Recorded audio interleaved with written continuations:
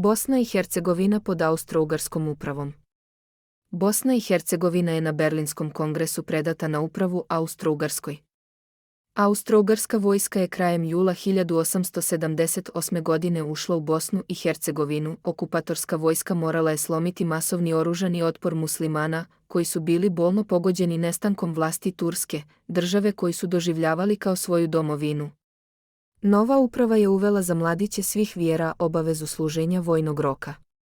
To je izazvalo ustanak pravoslavnih Srba i muslimana u Hercegovini. Uprava je data zajedničkom ministru financija Benjaminu Kalaju.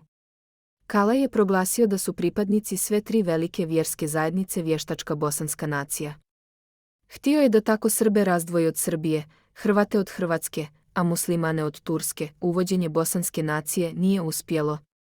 Miješanje vlasti u vjerske i školske poslove pravoslavnih i muslimana izazvalo je na razmeđu 2 vijeka njihove pokrete za vjersko-prosvjetnu samoupravu. Po struci Kalaj je bio mađarski političar i istoričar. Napisao je veoma dobru istoriju Srba, koju je po dolasku na dužnost u Bosnu i Hercegovinu momentalno zabranio. Njegova uprava trajala je od 1882. do 1903. godine.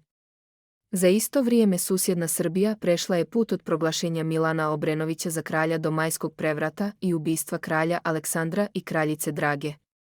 Jedan od glavnih predstavnika Srba u Bosni bio je pisac Petar Kočić.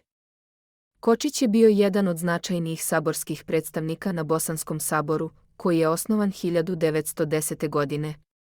2 godine ranije, Austro-Ugarska je u potpunosti pripojila ili anektirala Bosnu i Hercegovinu. Aneksija je bila jedna od velikih kriza pred početak Prvog svjetskog rata. U Bosni se javlja tajno udruženje Mlada Bosna, koje je okupilo učenike i studente. Mlada Bosna se borila protiv Austro-Ugarske vlasti. Moguće su veze ove organizacije sa tajnim udruženjem Crna ruka iz Srbije. Ideolog Mlade Bosne bio je Bogdan Žerajić. On je pokušao da izvede atentat na upravnika Bosne Marijana Varešanina. Jedan od glavnih pokretača Mlade Bosne bio je Vladimir Gaćinović, autor brošure Smrt jednog heroja. U vrijeme austrijske uprave u Bosni došlo je do izgradnje pruga i iskorišćavanja šume i ruda.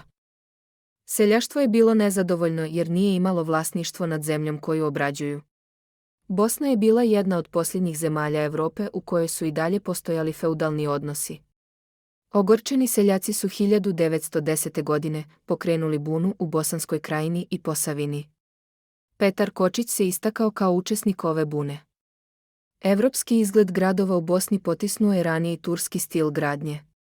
Otvarane su škole i gimnazije širom zemlje. Na fakultete i visoke škole išlo se u evropske gradove i u Srbiju. Nepismenost je bila velika, jer su roditelji odbijali da šalju djecu u školu. Djeca bi ostajala na imanjima da se bave kućanskim poslovima ili da rade u polju. Počeo je rad kulturno-umjetničkih društava, kao što je Srpska prosvjeta, Hrvatski napredak i Muslimanski gajret. Izuzetna književna dijela napisali su, pored Petra Kočića, Aleksa Šantić, Jovan Dučić i Svetozar Ćorović, istakao se istoričar Vladimir Ćorović.